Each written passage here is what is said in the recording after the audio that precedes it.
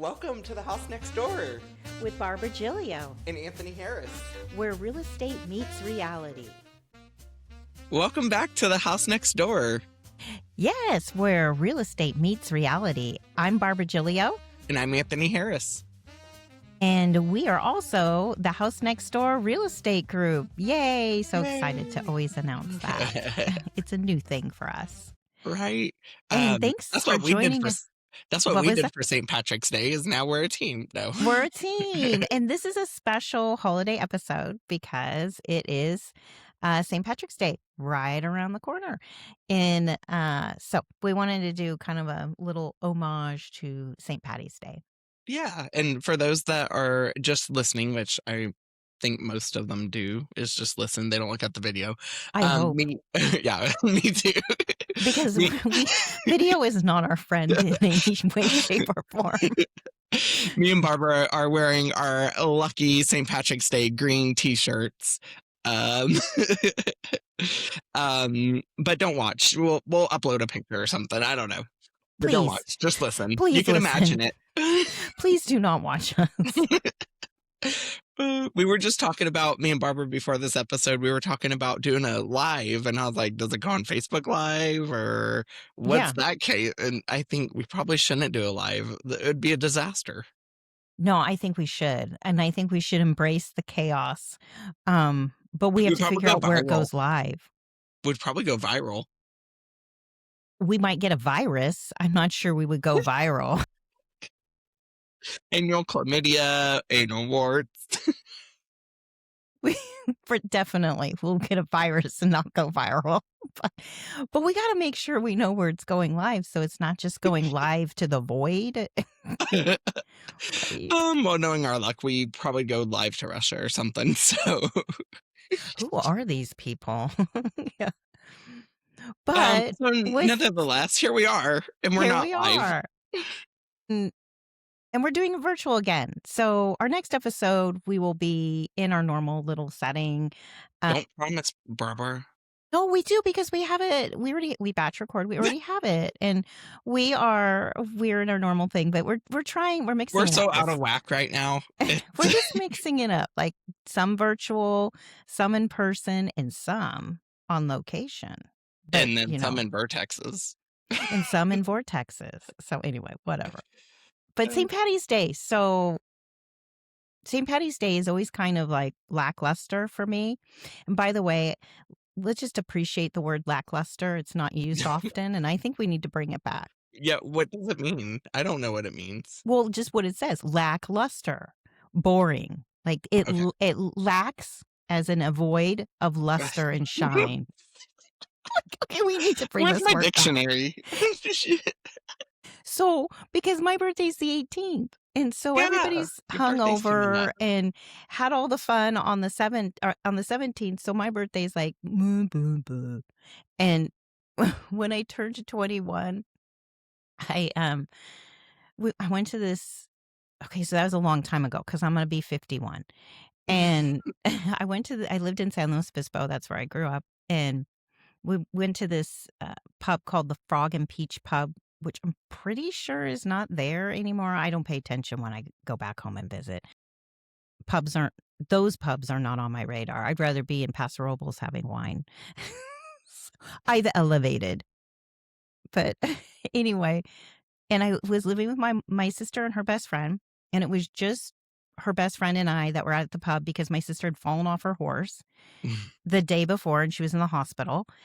And there was you meant like figuratively, and then I was like, oh crap. No, she really fell off her horse. She had this crazy horse. She was riding by herself out, like trail riding. The horse dumped her in a field and broke her ankle, and the ambulance had to come out into the field, pick her up. She had to go into surgery. It was I was so mad at her. I was like, yeah, that's how you messed up my 21st birthday, by hurting yourself. But her friend and I went out, and there was nobody in the bar at all, because they were all home because it's the 18th. Drunk the day before. Yeah, nobody's in the bar on the 18th. And she went home with the bartender, and I was just like, so. And there's like 3 people in the bar. My sister's friend hooked up with a bartender, and I went home. It sounds like a fun 21st birthday. And worried about my sister. So, yeah. Sucks. Sounds great. Sounds wonderful, right? So, yeah. Well, something that we do on St. Patrick's Day is, I think we might have talked about this in another episode, but we get in Austin, they have the pedal pub, which it's a bike and it fits 14 people. 14 people. Yes. And Okay. so we rented out the whole bike so that we don't get sat with strangers. And they play music and it's BYOB, and you go to 3 bars. And so and it's over like 2 or 3 hours, and you just sit there, you drink on the way, you have fun, you get people honking, and then you go into the bar, have a drink. And then the cool thing though is that the last time so every time we do it, they change the bars that you go to. And so the last time, I don't think any of us have been to any of the bars that we went to, and they were all downtown. So it's cool to see the city and learn more, about where we live. So Right. yeah, it Oh, was. So we're doing that again. I think this is our third time doing it. okay. So, couple of logistic questions for you on that. So, when you're doing the bike pedaling, are you guys really pedaling, or is it like Oh, the host is the guy who's or the girl who's really like pulling the weight of you all? so there's a motor on the bike. It's not great. Oh, It's okay. not great, but last time there was 5 of us, and we might have not pedaled unless we had to going up a hill because the motor can't get the bike up a hill. Well, and if you're drinking, don't Yeah. you just forget to pedal? Well, yeah, pretty much. And the things I remember is that the next day your butt is so sore from sitting on the like the bike seat. And so you feel that for like another 3 days. Um, What but about when you're potty breaks? Do you get potty breaks? yeah, when you go to the bar, you can take a potty break Oh, at the that's bar. right. Yeah. Yeah. And Do I don't remember if you there's 2 or 3 bars that you go to, but do you ever like feel like you're gonna fall off? um occasionally when we're having fun, because the host will have you like scream and whatever, but they tell you, they're like, hold on. And but you have little back support. Like there's not much back support. So Oh my gosh. Yeah, I was thinking if you didn't have back support, you would just be like, "What? There so goes at Anthony." the end of the bike, so it's like a long bike. At the end of it, it has a bench that fits like 3 people that actually has back support, but you don't pedal on those seats. So that's where you would sit. Those are the seats you want. Yeah. But last time we didn't have enough people. We only had like 5 people, so we all had to be pedaling. But this time we have at least 8 confirmed. So, 8 confirmed. Okay. Well, yep. yeah, I mean, now it's like you really need to invite people because it's all about, the workout at this So are you point. signing up too? No. You're going? No. I'm gonna just say this right now. But it's your birthday the next My day. fat butt is not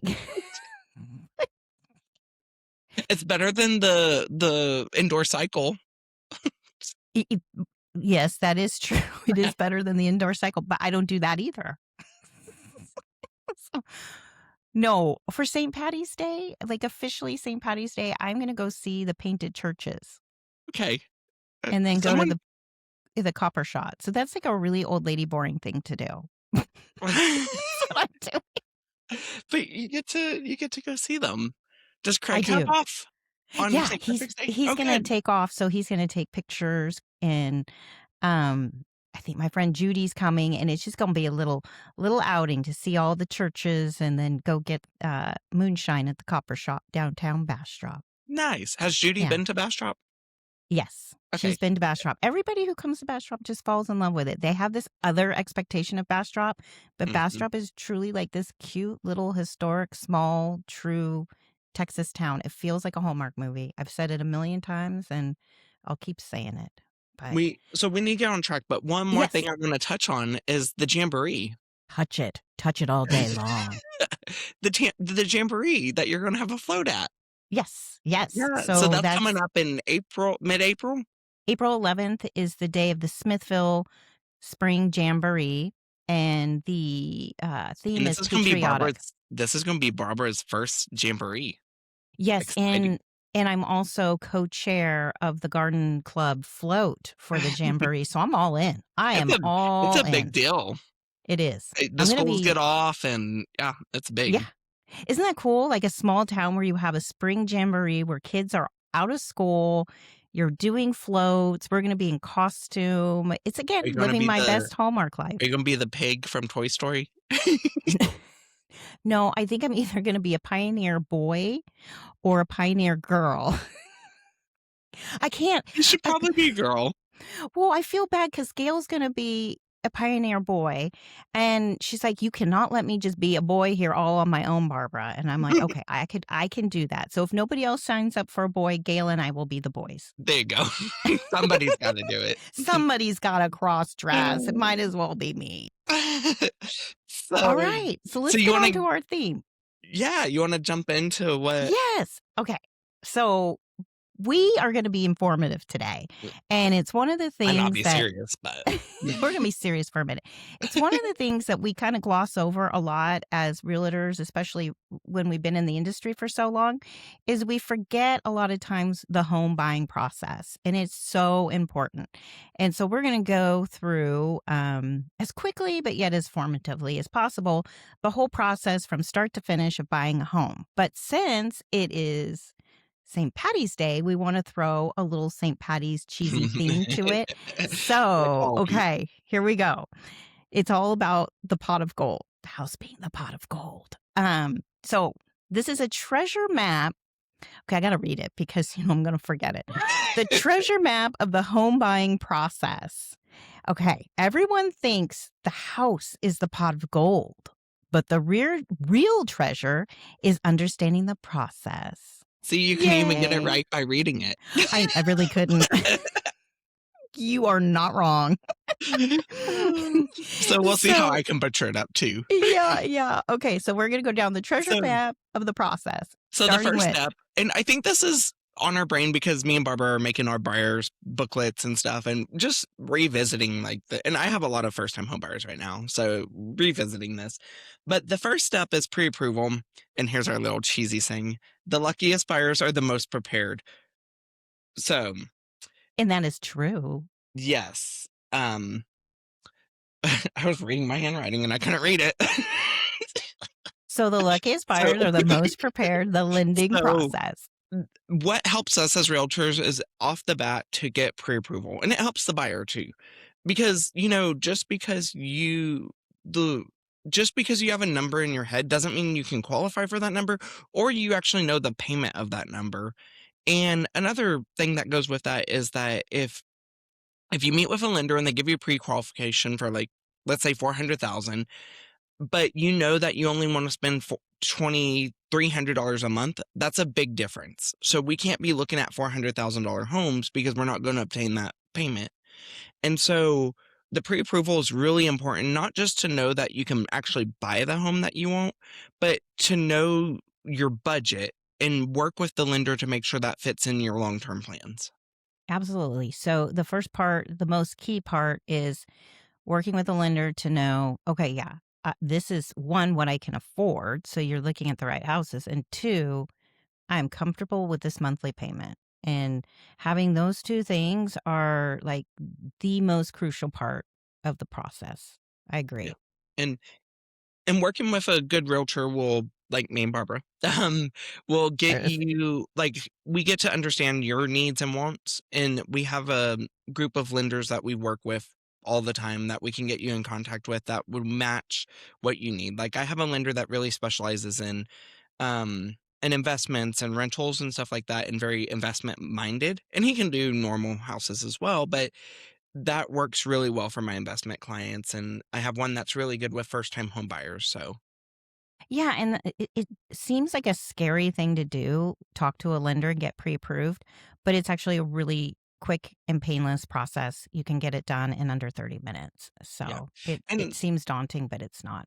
something to piggyback off of that too is with pre-approval, even if you can't get approved at right now because of your income or your credit or your debt, whatever the case might be, our lenders that we work with are really good at coming up with a plan so that you can buy a home. And, that timeline is going to be different for everybody.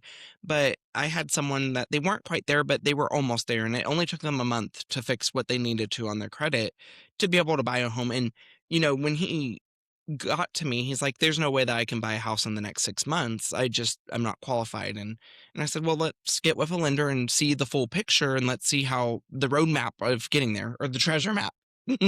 The treasure ma but you're right, sometimes homeownership seems out of, reach, but you talk to a lender and you realize it really isn't that far. So it's always the great place to start. So the And next I is have one more thing on that. oh, sorry, I feel yes. like this is gonna be a long episode. We just keep No. going. Well, we could talk about each step in the process for 30 minutes. Um, I just recently had a buyer that it's the same one that he thought that it was not it was not attainable, but something that there's down payment assistance programs that help with the down payment, and he's getting a mortgage less than his rent right now in a brand new home. And so he's not, in theory, he shouldn't have maintenance for at least 3 years. And he's paying less than his rent. So, That's amazing. and he's getting a check back at closing. Oh my So, gosh. so Yeah, it's so yeah, attainable for everybody. definitely conversations that you want to have because if you're paying a lot in rent, you definitely want to talk to a lender because you could be in a situation similar where you're in a brand new home and paying less than your rent or close to your rent, depending on the situation that happens through the lending process there. But it is possible, right? Yep. Yeah, yeah. And now Okay, I'll stop my turn. It's your you turn now. stop your turn. You always need to interrupt me because otherwise I'll just keep talking. But the next step is following the rainbow, the house hunt. And this is my favorite part because I love looking at houses. And this is where, you finally everybody uses Zillow for pretty much to look for homes even though we send them our fancy apps from our brokerages. All my clients still look at Zillow. So this is the scrolling through the Zillow part, right? And we know what we can afford, we know what we want our monthly payment to look like, and now we're looking for that right house. And I always say, because it can be overwhelming, especially in an inventory heavy market, it's not a process of selection per se when you're looking at a home. It is a process of elimination. And so when you're looking at these homes, you kind of want to say, what works for me? What doesn't work for me? And so you're eliminating homes until you get to that perfect home rather than feeling like I have to select something. It's like, no, I'm eliminating it, eliminating. Okay, that works for me. And I know this because I've eliminated 10 others.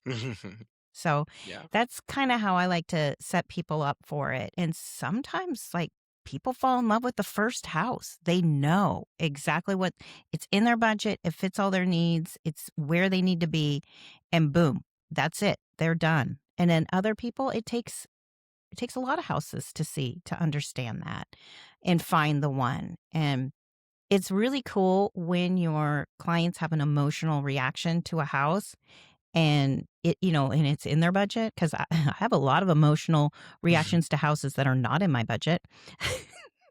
But it's The ones really that you send me, the one that you sent me in Georgetown. yes, exactly.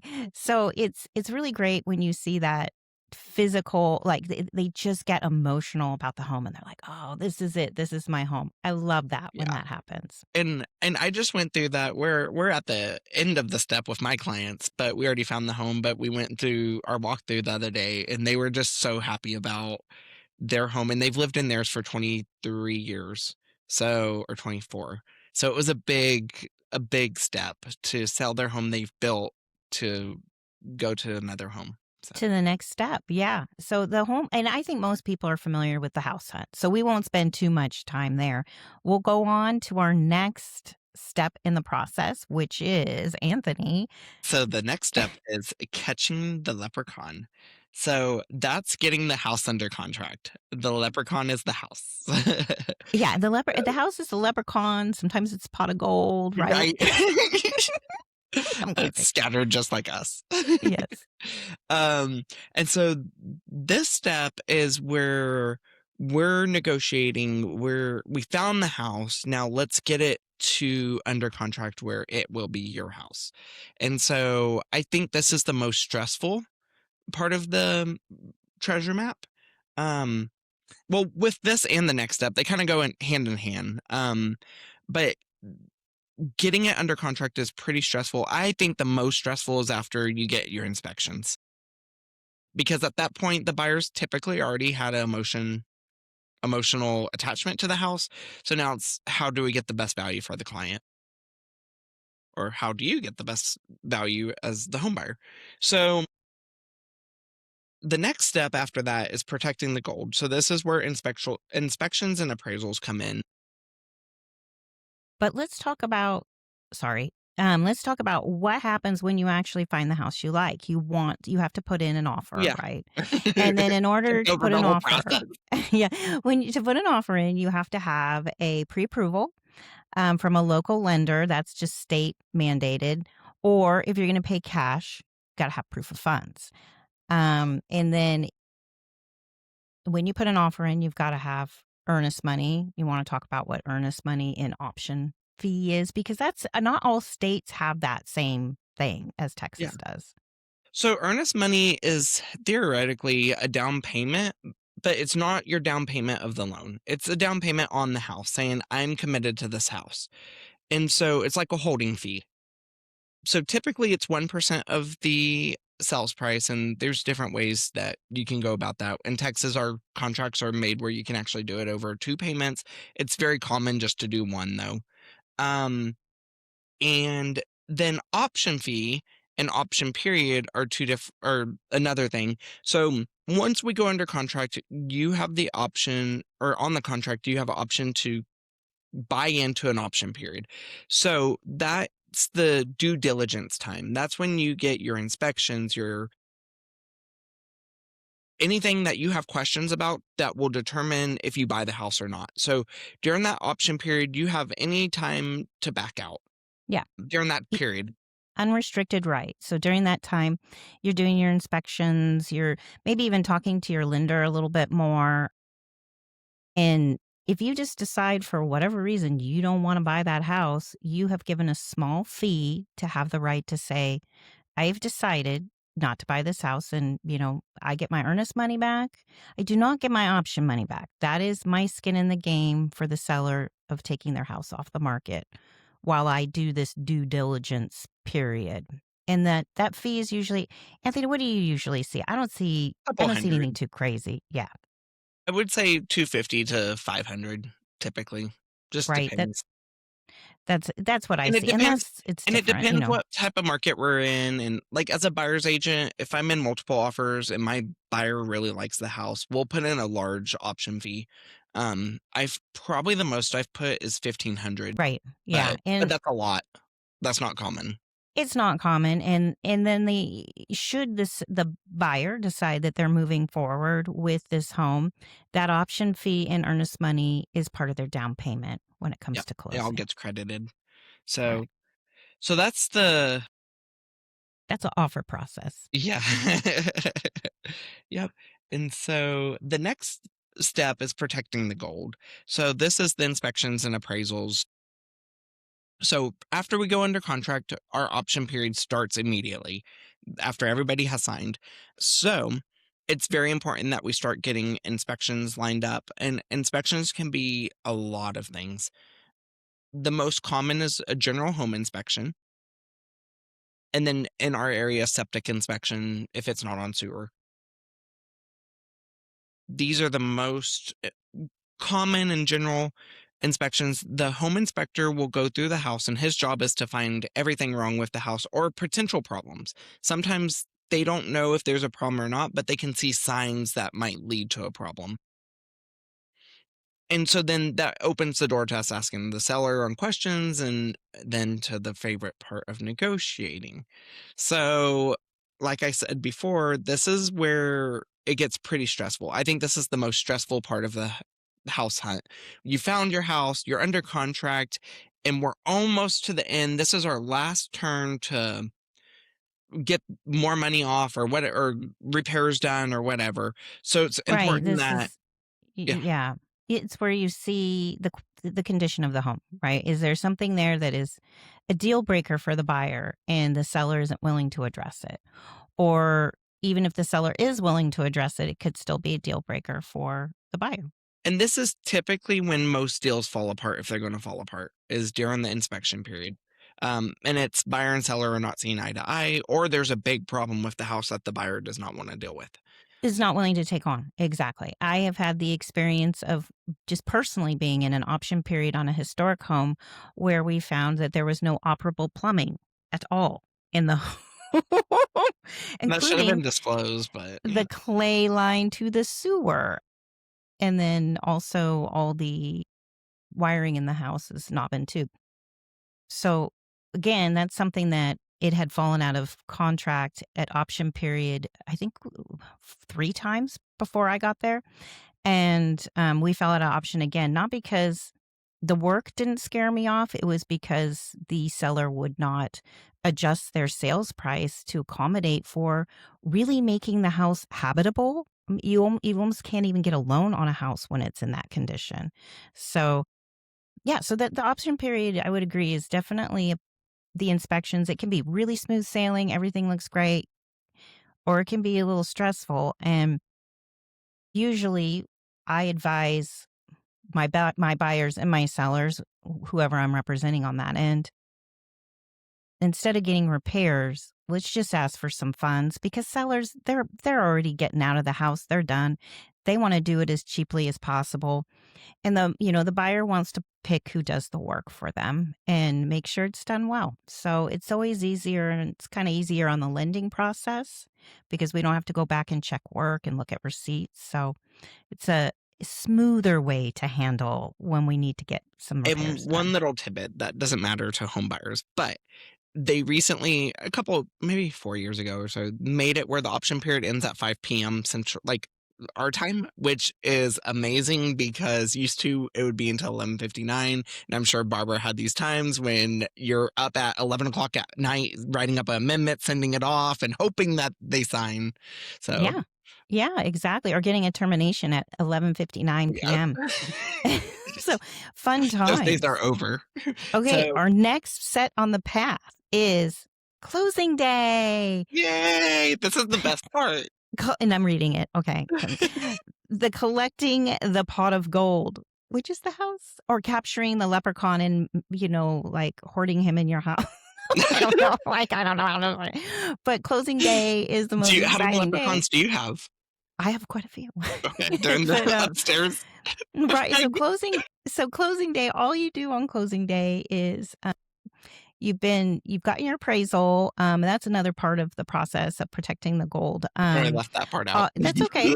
All houses go through an appraisal process. The buyer typically pays for the appraisal. They're not outrageously expensive. And that's where the bank just makes sure that before they loan you the money, that the home is in line with what the comparable market is.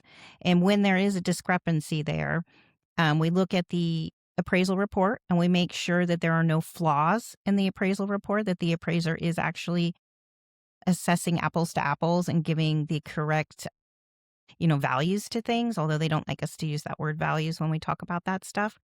Um, and and if there's any corrections we can make to help the value one way or the other. And if we can't come to an agreement, the buyer has to bring money to make up for the difference that the bank won't loan. If the buyer doesn't want to do that and the seller doesn't want to come down, at that point, the buyer is able to walk away from the contract and retain their earnest money. You still don't retain your option fee, but you get your earnest money and you go about your merry way. And we do see this happen from time to time, but usually buyer and seller figure it out. Yeah, and typically, if you have the problem once, you're gonna have it with another buyer, so Can be. It certainly can be. There's all kinds of different scenarios. It is a value of opinion, so that is subjective. And there's a lot that can be said about appraisals and we have two parties that agree. We have a buyer, we have a seller, and then we have an appraiser who comes in with their own opinion that can sometimes really mess up the deal for both buyer and seller. So it's another hot topic in real estate that we could have a whole podcast on in itself. Right? a whole Um, movie. yeah, so closing day, we assume we've made it through all these hurdles. I call it the real estate gauntlet. And our job is to make this process as smooth as possible for our sellers and our buyers.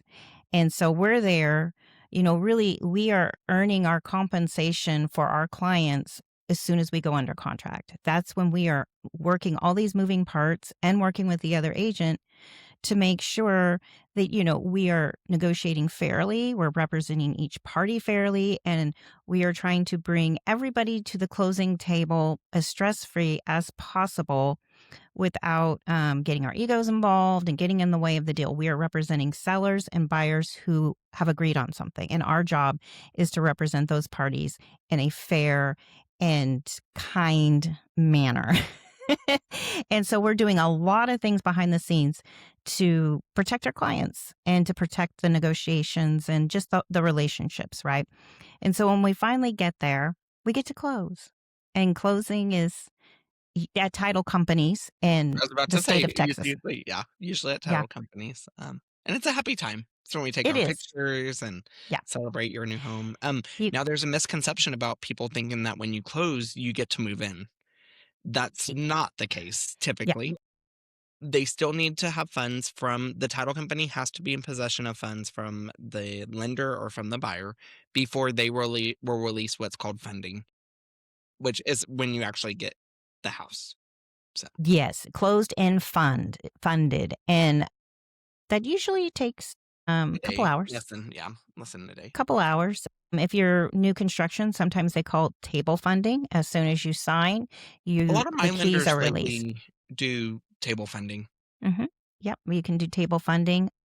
So yeah, and then it's move-in day, which is really exciting. And yeah, you take the cheesy picture at the title company, which I don't do Me because neither. I'm It's my too people, we I'll don't take like it of my that. clients, but I'm not getting into it. And so really that's the whole process from start to finish. There's one And more thing, but there w is one more thing that we need to talk about before we wrap it up. protecting the gold. So, the gold is the house, or what else do we call it? The Well, the leprechaun. leprechaun. Yeah. But And it's not. oh, it's not protecting? Oh, No, no, it dang, I is, screwed but it up. it's you're this is what happens when we try to do a script. Okay? Like, "Oh, let's do a theme." And then we're like, "Well, we can't remember it." Um no, the last thing They we were are going to clever. say is why the closing isn't the finish line because it Yes, yeah, is the that what she said. beginning. It's the which it's the beginning of wealth, and owning a home is the beginning of building your own personal wealth. And you get tax breaks, your credit, all this good stuff, but also if you, I have a lot of clients who are first time home buyers, and then when they move to their next home, they rent out their first home. And now that becomes mailbox money for them, where the rent is covering the mortgage and then some. And they're starting to build, their real estate portfolio and generational wealth. And so Mhm. this is the start of it. Yeah, and my parents are looking at a new home, and their current home, that's their plan, is to rent out Yeah. their home, Rent and it then out. with mine, I've been in it about 10 years, and it's already appreciated over 100%. So, it's worth That's double great. what I paid for it, um, That's great. which leaves me in a good position if I wanna rent it out or if I wanna sell it and move that money into another property. Another property. So, Absolutely. but Well, yeah, that is it for our St. Patty's Day home buying well, let's go drink. process. And Anthony will be on a bicycle somewhere downtown. So if you see him, just throw like a tomato at him. Just let's challenge his balance on that bike while he's intoxicated. I think I don't think that should be I our think goal. even sober, I think it would be bad. And I'll be out wandering around some fields looking at some old churches. Until next time, thank you for joining us. I'm Barbara Giglio, and we are the house next door. Thank you for tuning in. We'll see you next week. Yes, so please like, Comment. subscribe, comment, Share, follow. whatever it might be. Until next time.